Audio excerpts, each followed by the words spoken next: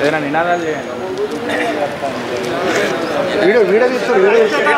ఉద్యోగులకు బెనిఫిట్స్ మంజూరు చేయాలి. రిటైర్ అయిన ఉద్యోగులకు బెనిఫిట్స్ మంజూరు చేయాలి. రిటైర్ అయిన ఎంప్లాయీస్ కి బెనిఫిట్స్ మంజూరు చేయాలి.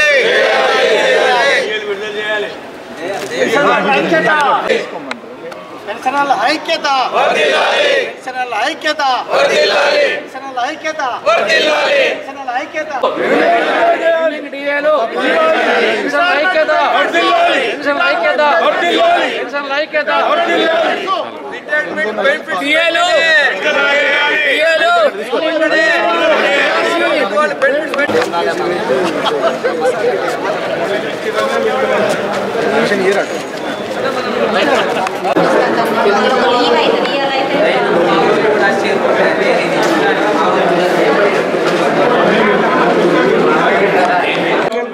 భారతదేశం గారికి ఒక మెమోరాండం సమర్పించడానికి జిల్లా కేంద్రంలోని పెన్షనర్లు అందరూ 8 యూనిట్ల అధ్యక్ష ప్రధాన కార్యదర్శులు, కార్యవర్గ సభ్యులు, జిల్లా కార్యవర్గ సభ్యులు అందరూ వచ్చి కలెక్టరేట్లో కలెక్టర్ గారి ద్వారా ఈ యొక్క మెమోరాండంతో పాటు పెన్షనర్ల సిగ్నేచర్ కలివి సమర్పిస్తున్నాం.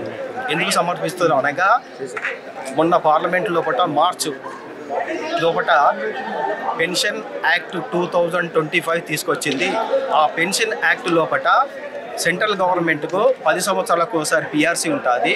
అదేవిధంగా రాష్ట్ర ప్రభుత్వ ఉద్యోగులకు 5 సంవత్సరాలకు ఒకసారి పెన్షన్ ఉంటుంది. అయితే అందులో భాగంగా 7 పిఆర్సీలు అయిపోయినాయి. 8వ పిఆర్సీ 1/1/2026 నుంచి అమలు చేయాలి.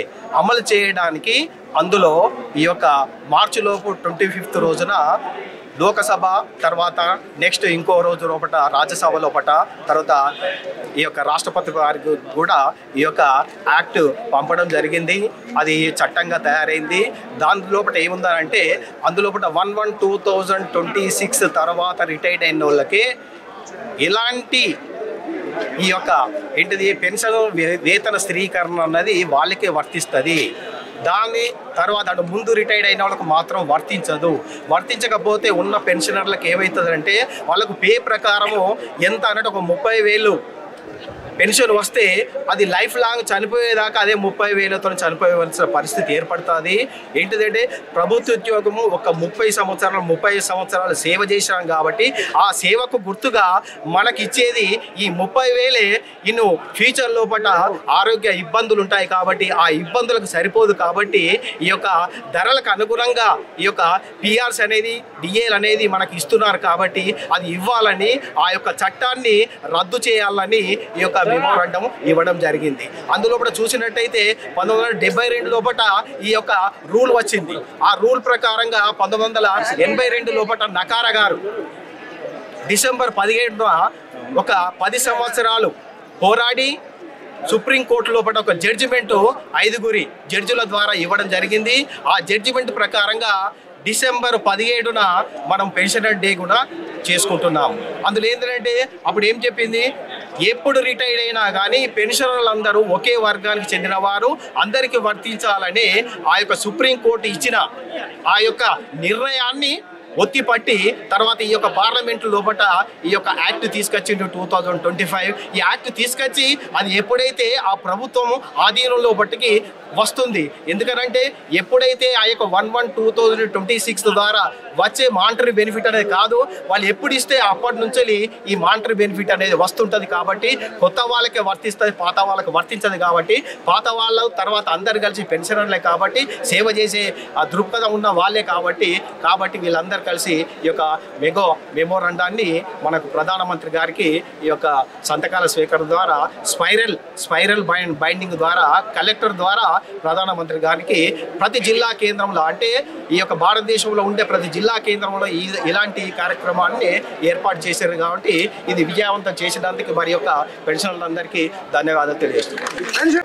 స్టేట్ పెన్షనర్స్ ఫెడరేషన్ డైరెక్షన్స్ క్రమంగా ఇండియా లెవెల్లో 2025 మార్చిలో జరిగినటువంటి చట్టానికి వ్యతిరేకంగా ఈరోజు దేశవ్యాప్తంగా అన్ని కలెక్టరేట్లలో పెన్షనర్స్ కలెక్టర్ ద్వారా ప్రధానమంత్రి గారికి మెమోరాండం ఇవ్వడం జరిగింది. ఏదైతే మార్చి 25 రోజున పార్లమెంటులో కేంద్ర ప్రభుత్వం బిల్లు ప్రవేశపెట్టింది. ఆ బిల్లు ప్రవేశపెట్టి పార్లమెంటు రాజ్యసభ ఆమోదం తర్వాత చట్టరూపకంగా చేసినటువంటి చట్టాన్ని, ఆ చట్టక్రమంగా ఏదైతే పెన్షనర్స్ ఉన్నారో పెన్షనర్స్ 2 గ్రూపులుగా విభజిస్తూ 1/1/26 తర్వాత రిటైర్డ్ అయ్యే వాళ్ళకే పిఆర్సీ కానీ ఇతర బెనిఫిట్స్ ఇవ్వాలని, తర్వాత 1/1/26 కన్నా ముందు రిటైర్డ్ అయిన వాళ్ళకు 2 గ్రూపులుగా తయారు చేసి పెన్షనర్లు విభజించే అటువంటి ప్రయత్నం గవర్నమెంట్ చేసింది కనుక మరి ఏదైతే ఈరోజు పొందుతున్నటువంటి పెన్షన్ వరకే మన జీవితాంతం అంతా మనం తీసుకోవాల్సిన అవసరం ఉంటుంది. పెరిగే పిఆర్సీ కానీ డిఎల్ కానీ మనకు వర్తించాయి. దాని కొరకు గాను చట్టంలో చేసినటువంటి ఏమిటంటే గతంలో ఉన్న రూలింగ్స్ కానీ జడ్జిమెంట్స్ కానీ ఇతరత్ర రూల్స్ కానీ ఏది కూడా ఇప్పుడు చట్టక్రమంగా వర్తించదు. ఏదైతే ప్రభుత్వాధినేతలు ఏదైతే ఉన్నారో వాళ్ళు ఏ డిసిషన్ తీసుకుంటే ఆ డిసిషన్ క్రమంగానే పెన్షనర్లు బెనిఫిట్ పొందుతారు. ఆ రకంగా మనకు సెంట్రల్ గవర్నమెంట్ యొక్క యాక్టు 2025 యాక్ట్ ఏదైతే ఉన్నదో దాన్ని రద్దు చేయాలి. దాని క్రమంగా పెన్షనర్కు నష్టం జరుగుతుంది, దానిలో మాడిఫై చేయాలి. పెన్షనర్లకు ఎలాంటి నష్టం లేకుండా చట్టాన్ని సవరించాలనే ఏకైక దృక్పథంతో all India state pensioners federation పిలుపు మేరకు ఇండియా లెవెల్లో ప్రతి కలెక్టర్ గారి తరఫున గారి ద్వారా ప్రధానమంత్రి గారికి మనం మెమోరాండం ఇవ్వడం జరిగింది. ఏదైతే గతంలో అసోసియేషన్ ఉన్నారా క్రౌడ్ అంతా ఉన్నారా కలిపి పడిస్తే నేను ప్రాపర్ గా కవరింగ్ లెటర్ పెట్టి నేను గవర్నమెంట్ పంపిస్తాను. ఓకేనా? మీరు అందరూ బయటికి వెళ్ళండి. ఇప్పుడు దాకా ఇచ్చిన రిటైర్డ్ ఎంప్లాయీస్ అని చెప్పి వచ్చి ఇచ్చారు. అలాంటి అసోసియేషన్లు ఎన్ని ఉన్నాయి మీ దగ్గర?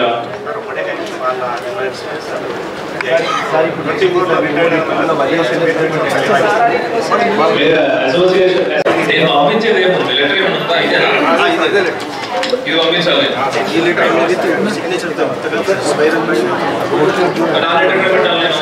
ప్రాపర్ లెటర్ ఇస్తే లెటర్ పెడతాను. ఆల్రెడీ స్టేట్ గవర్నమెంట్ ఇచ్చేది సెంట్రల్ గవర్నమెంట్ మార్చిలో యాక్ట్లో కూడా ఈ 1/1/2026 పెన్షన్ బెనిఫిట్స్ అనేది